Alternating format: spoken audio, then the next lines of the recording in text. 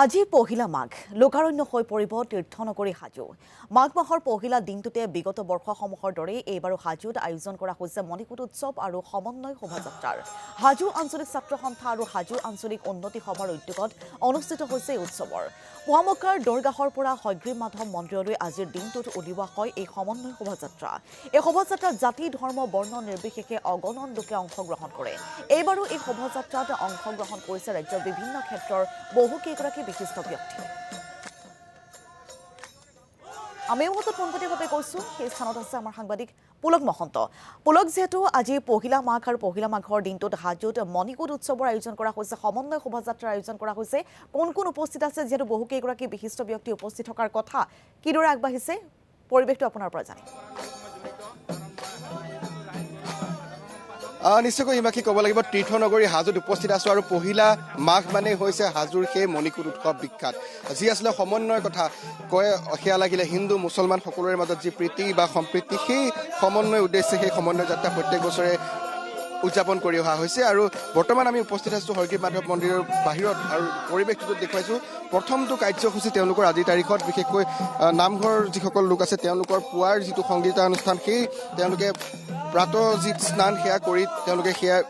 কাৰ্যসূচীত তেওঁলোকে অংশগ্ৰহণ কৰিছে ইতিমধ্যে এনেকৈ তেওঁলোকৰ সেই যাত্ৰা আৰম্ভ হৈছে আৰু কিছু সময় পিছতে আছুৰ উদ্যোগত যি সমন্বয় যাত্ৰা হয় সেই সমন্বয় যাত্ৰা হ'ব সেয়া আমি পৰিৱেশ দেখুৱাম কিন্তু এই মুহূৰ্তত আমি নামঘৰ প্ৰাংগণৰ কিছু পৰিৱেশ দেখুৱাইছোঁ কিছু কথা আমি পাতিবলৈ যত্ন কৰিম জানিবলৈ যত্ন কৰিম প্ৰত্যেক বছৰৰ দৰে এইবাৰো আপোনালোকৰ এই বিশেষ অনুষ্ঠান এটা বছৰ সকলোৱে অপেক্ষা কৰি থাকে বিশেষ অনুষ্ঠানটোৰ বাবে অকণমান হয় মই পোনপ্ৰথমতে আপোনালোকে এই পবিত্ৰ মাঘৰ 1 তাৰিখে আপোনাক মই শুভেচ্ছা জ্ঞাপন কৰিছোঁ আমাৰ এটা পৰম্পৰা হাজো কৈবতৰা চুবুৰীৰ আমাৰ প্ৰায় আজি 120 বছৰ ধৰি আমাৰ এই পৰম্পৰা চলি আহিছে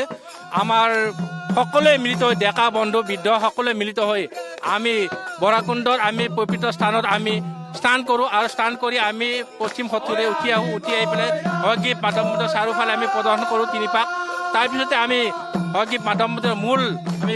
ইয়াত আমি প্ৰৱেশ কৰি তেওঁক আমি দৰ্শন কৰোঁ দৰ্শন কৰি আকৌ আমি মেইন সত্তৰে আমি নামি আহি এনেকৈ আমি সকলোৱে মিলিত হৈ সংকীৰ্তন গাওঁ আৰু গৈ আমি এনেকৈ আমাৰ নিজৰ গৃহত আমি প্ৰৱেশ কৰোঁ তাৰপিছত আমি সকলোৱে আমি সৰুৱে ডাঙৰক আমি প্ৰণাম কৰোঁ নামঘৰবিলাকত আমি প্ৰণাম কৰোঁ তাৰপিছত আমাৰ এই কাৰ্য আমাৰ সমাপ্ত হয়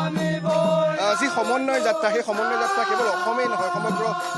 দেশখনৰ দৃষ্টি নিবদ্ধ থাকে কাৰণ যিটো সময়ত হিন্দু মুছলমান যি সংঘাত তাৰ এখন বিপৰীত ছবি এটা বিপৰীত বাৰ্তা আচলতে হাজোৰ পৰা যায় আপোনালোকৰ এই পঞ্চতীৰ্থৰ পৰা যায় গতিকে সেই সমন্বয় যাত্ৰা আজি যিহেতু কিছু সময় পিছতেই হ'ব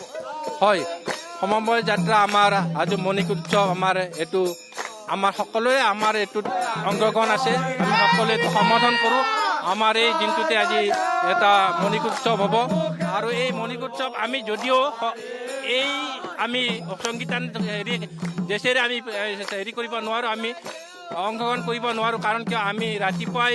এই স্নান কৰি পেলাই আমি ঘৰে ঘৰে যাব লাগিব আমি সকলোৱে ঠাণ্ডা লাগে সেইকাৰণে আমি গৈ কিন্তু আমি এই মণিকূট উৎসৱত আমি অংশগ্ৰহণ কৰোঁ আমি বেলেগ বেলেগ দেশ কৰি আহি পেলাই আমি অংশগ্ৰহণ কৰোঁ আৰু এইটো আমাৰ পৰম্পৰা আমাৰ চলি থাকিব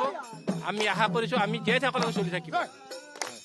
যিহেতু তেওঁলোকৰ কিছু নামো চলি আছে আমি পোনে পোনে তেওঁলোকৰ সেই নামৰ মাজলৈ গৈছোঁ